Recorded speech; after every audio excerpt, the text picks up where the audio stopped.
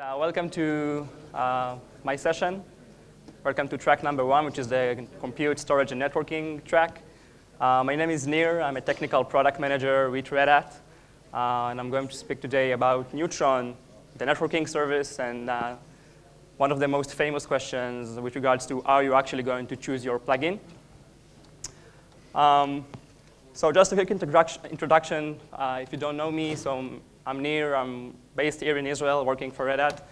I'm a member of the OpenStack community, and as part of my job as a product manager, I'm talking and working with customers almost on a daily basis, helping them get through this process of deploying Neutron in production, choosing the right plugin, drivers, and so on.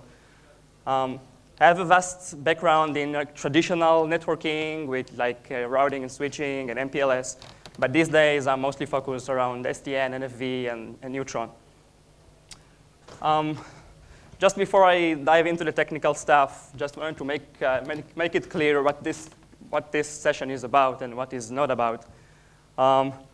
So obviously, Neutron and Neutron plugins, it's kind of a problematic topic, and I tried to make it a community talk and vendor neutral, so I'm not going to dive into all of the plugins and cover specific details of plugins. I'm more going to provide you with an overview of what Neutron is and what is the right process or methodology you should follow up when you're deploying Neutron in production and choosing the plugin.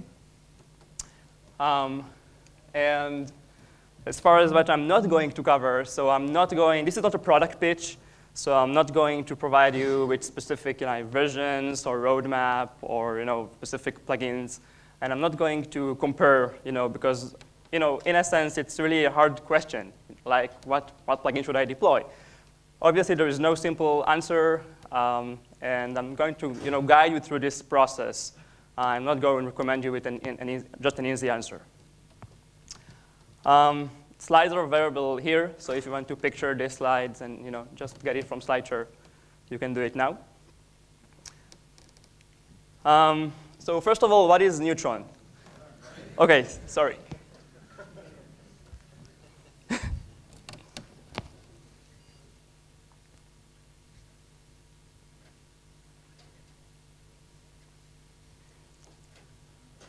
I can just walk away now.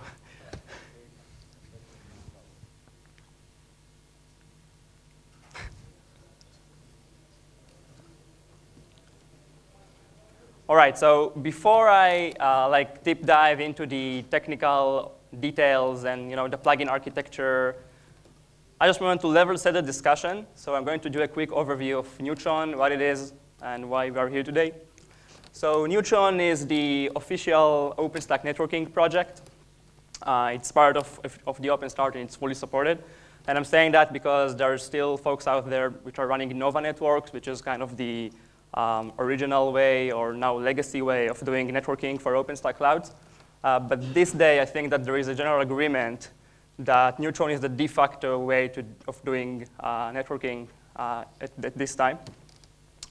As many of the OpenStack projects, it's basically an API. It exposes an API for describing everything networking within the cloud. And it's based on a pluggable architecture. So obviously, that's why we are here today, to discuss the plugin architecture and what plugins are out there. And it's built in with multi-tenancy and self-service. So the whole idea is that tenants or the projects, as they call it in OpenStack, can log into the system and basically deploy their own networking topology.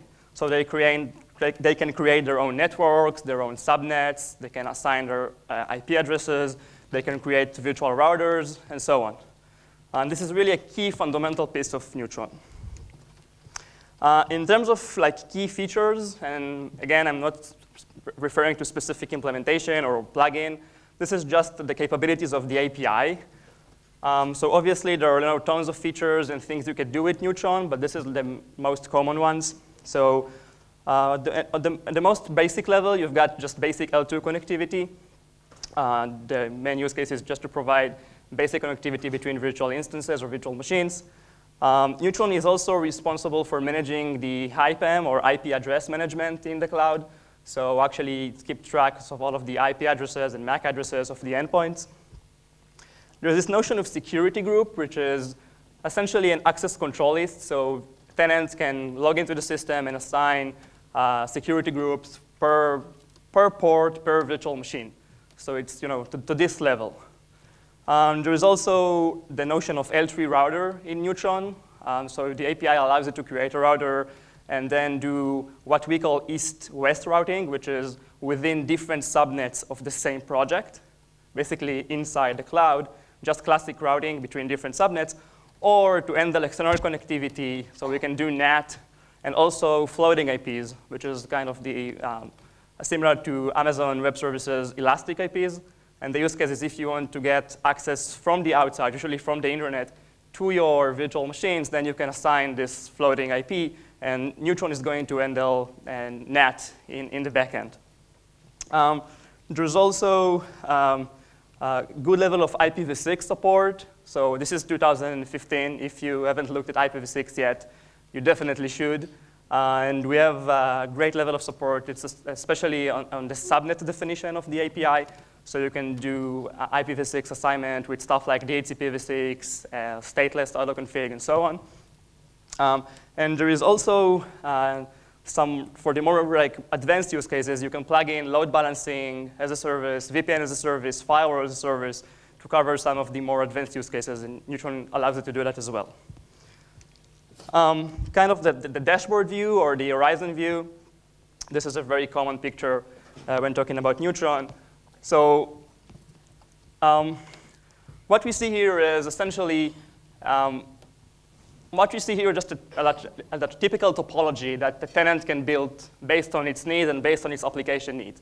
So in this case, you see like two logical networks. We have the purple one on the right and the light blue and on the middle.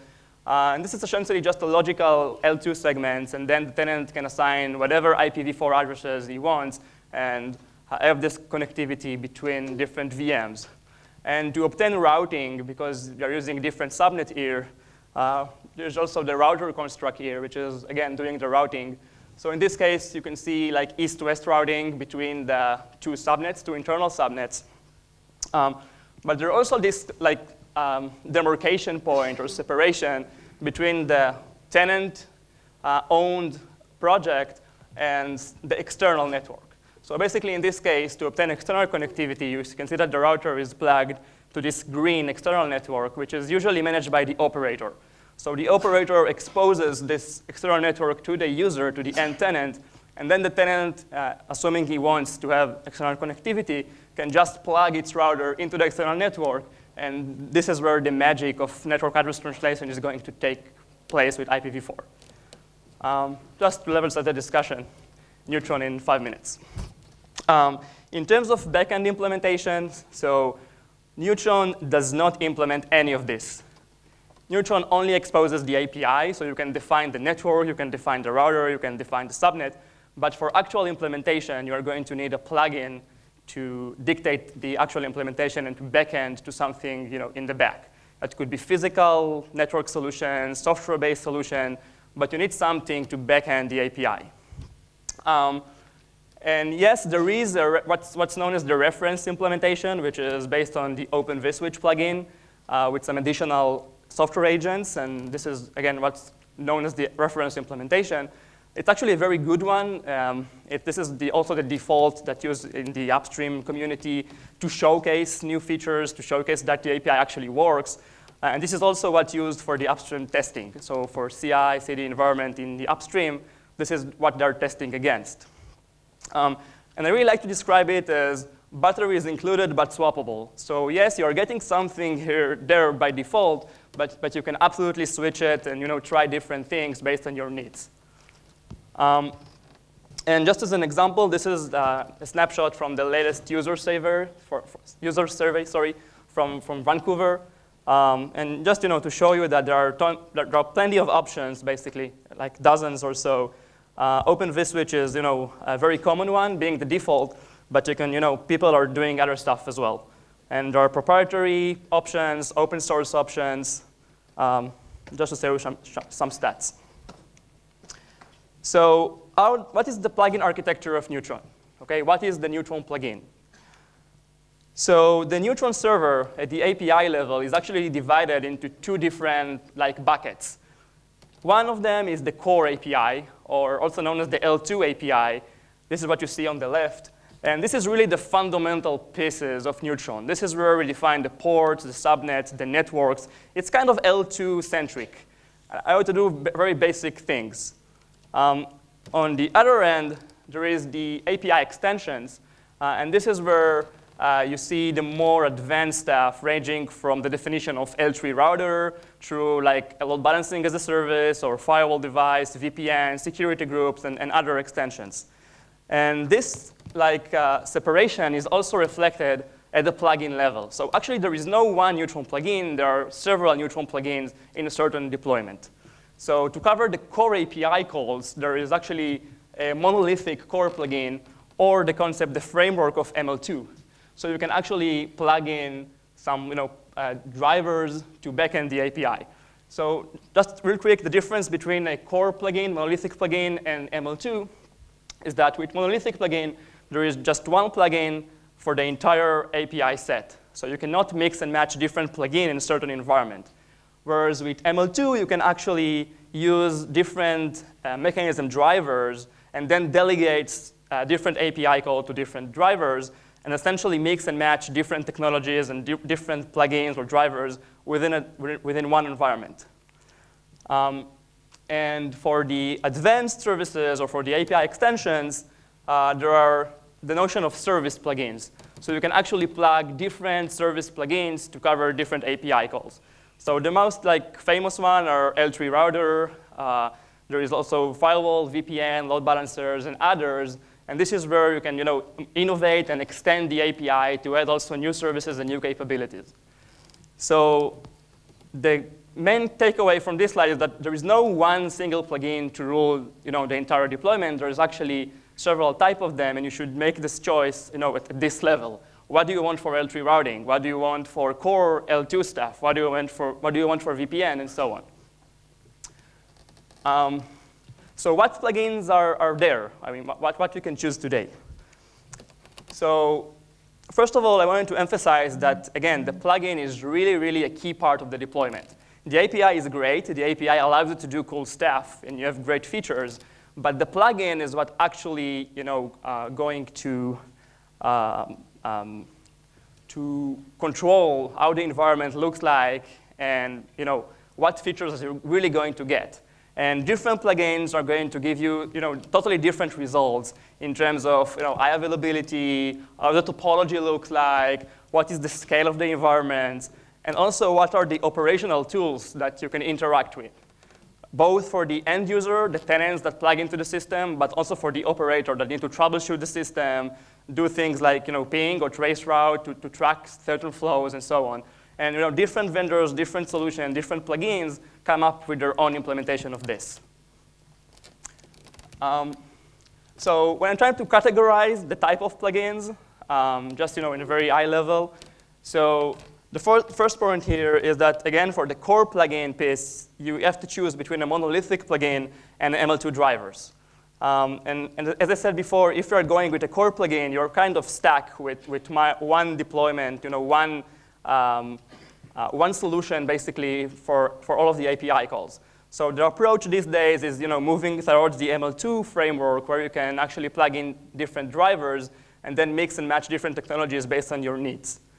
For the service plugin, there is no great pluggable framework for this yet.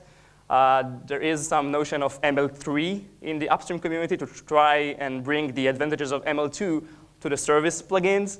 But for now, you can just pick one service plugin for each main API call. So for example, for L3, for VPN, for firewall, and you got to choose at this level what you want to implement. And of course, there are commercial and open source alternatives there. More on the technology side, one big bucket of plugins that are out there are software-centric. So in this approach, basically, what they're saying is that we are going to provide you a full solution. You are going to cover all of the API calls, all of the features, using software only.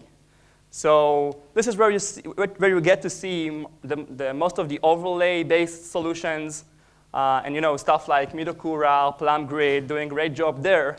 And the idea is that hardware is totally agnostic for them.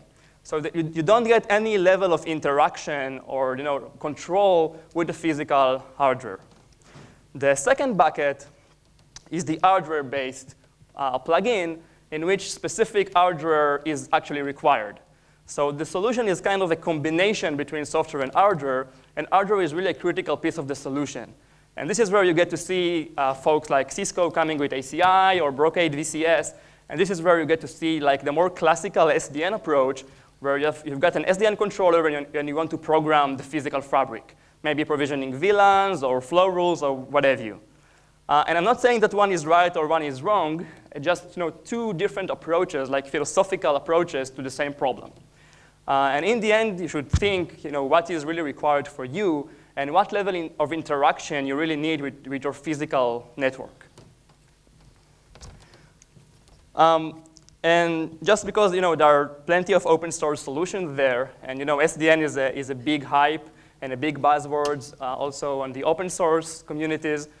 And I want to give you just an incomplete list of the most common open source projects out there that plug into Neutron. So some of them are really common and famous, like OpenVSwitch, which I already discussed. And this is also the default implementation with Neutron. But you can use something like Linux Bridge or OVN or Oven. This is a new project which kind of integrated default SDN solution within the OpenVSwitch project. So it's going to be a really interesting one. There is also OpenDaylight, one of the major focus of a lot of companies in this space, and they have nice integration with Neutron. Calico, which is backend by Metaswitch, OpenContrail, backend by Juniper, Midonet, backend by Midokura, Rio, and some others. So there are cool options there, also on the open source side. So if you want to try things out, you can absolutely do it. And just a quick dive into the ML2 OpenVSwitch plugin, so kind of what you are getting by default with Neutron. So as I said, I believe the ML2 OVS solution, it's a purely software solution. So basically, you're just getting a bunch of agents and software components as part of this solution. The main ones are the OpenVSwitch L2 agent, which usually deployed on the host, on the compute hosts, and using to provision and provide L2 connectivity within the local compute. DHCP agent to handle everything DHCP, L3 agent to handle routing and NAT. There is also metadata agent and proxy. This is required for the cloud init feature. And for the advanced stuff, for load balancing, VPN, firewall, there are also some default open source projects out there. So we are using Azure Proxy for load balancing, OpenSwan for VPN, and IP tables for the firewall. And because all of these are software components, one of the key questions is regarding to placement, where you are going to deploy each one of those. And in the architecture, again, it's purely software. So you've got the Neutron server. This is where you have the API residing. And then through the message queue, which is just the standard AMQP message bus, there's this communication between all of the agents. And again, for placement, so usually what we see, like for common deployment model, is that these notions of controller nodes, compute nodes, and network nodes, where compute nodes are just a basic Nova compute, where you're running your virtual machine instances. Controller nodes are just handling the management traffic, if you wish, just the REST API node. And the network node is the most interesting part, and this is where we get the Neutron agents deployed. So the L3 agent, the DHCP agent, the metadata agent, and so on. And this is where you're going to have your external connectivity. So if you're doing NAT or floating IP, it will go through the network node. This is what we're getting by default today. So kind of like traffic or data path flows, or from a tenant data perspective, if you take a look at this specific solution, so the controller node is not going to see any tenant traffic. It's just going to handle API calls and management traffic. Compute nodes are going to handle all the L2 connectivity between them, directly between them. And for that, we're using Open vSwitch and the obvious L2 agent. And there are plenty of options there, so you can use like VLANs or stuff like overlays with GRE or VXLAN. And again, all the L2 connectivity is going through the compute node, which is nice. For L3, DHCP, and the advanced services, this is where you really need to punt the traffic through the network nodes. But this is where the DHCP instances are going to sit, and the router instances are going to live. And basically, you're creating a per tenant or per subnet routers and DHCP instances. So we need to punt the data traffic into the network node. Also for external connectivity, because you're using the network node, there is no need to wire the external network to each and every compute nodes with this kind of model, because you're going to punt the traffic to the network node, and then from there, we are going to basically talk to your physical network and the external upstream devices on your physical gear. So this is obviously not perfect, and we are working to improve that. But this is just what we're getting today by default.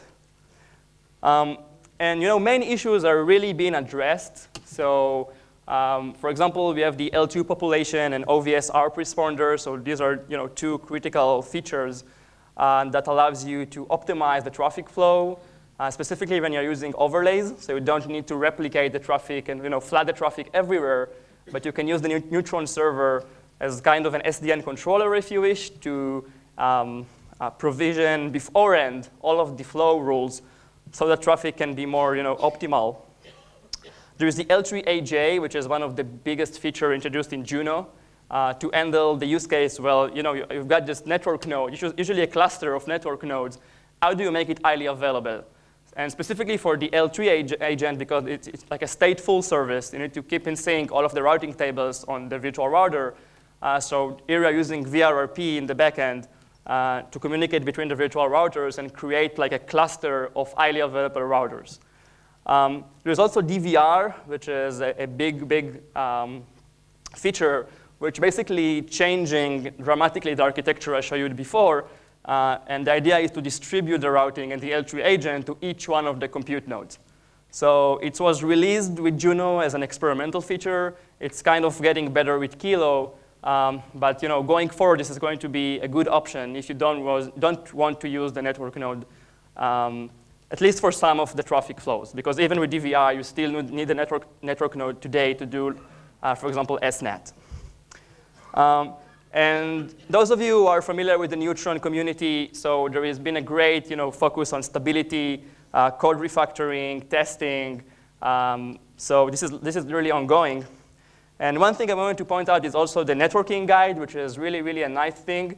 The ML2 Open vSwitch is well documented, and there is effort right now in upstream to make it even better and to create this operator-focused document with use cases and configuration, which is basically copy-paste configurations, and you have the link here.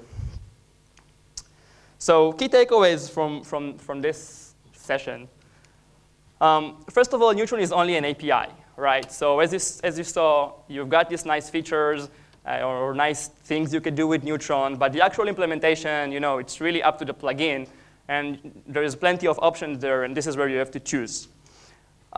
Second, from my point of view, and I'm talking with customers even almost on a daily basis, evaluate the default like ML2 Open vSwitch solution.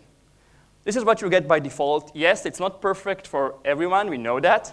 But actually, even if you end up not using it for your production deployment, it would give you a very good overview and understanding of what Neutron is, what is the API, what you can do with Neutron, and even to understand better what you need and come up with your technical requirements, because this is where you should focus when you're choosing an implementation. And going back to requirements, so define your business needs. You're not going to just pick a plugin because you love a plugin, but because you need it to run your business. And of course, and this is the most tricky part with customers, is collect and define all technical requirements. Because essentially, this is what should drive your selection of the plugin. So there's just an example like list of questions here so that you can see it later. But for me, the main focus with requirement should be on two things. One is the actual end user. So who is the end user? How is going to use it? And what is his expectation with regards to networking? And the second thing is the application. Because again, what's the application really required from networking point of view? And where some cases the application is really, really basic and just need L2 connectivity and it's fine. But in some cases, you actually need some very, very interesting use cases with multicast and IPv6 and dynamic routing, and this kind of stuff. So it really boils down to what's your application requirements, what's your user expectation, and how you can meet those two together and offer the best plugin. And probably the most important one, test things up, okay? Don't rely on vendors, don't rely on presentations, don't rely on marketing materials because there are plenty of those. Testing apps, most of the, well, for open source solution, this is really easy. You can download the bits and test it. And even with commercial vendors and vendor products, they would love to give you some kind of evaluation version with limited license that you can try things out. And really trust yourself, don't trust the slides. And as I said before, I'm coming from a more traditional world. So for me, this exercise of picking a plugin or picking a backend implementation is not really unique to Neutron or to OpenStack. This is really a process that we all know from other processes in our enterprise, in our organization. And you should really focus on doing this cycle of collecting requirements, designing the system, testing out, implementing things, and even after implementation, going monitoring stuff, changing, tuning bits. And this is how the process should look like, okay? So don't look for easy answers. Here is your plugin, use it. But go through this process, learn Neutron, ask questions until you've got the best solution that fits for you, okay? Thank you very much.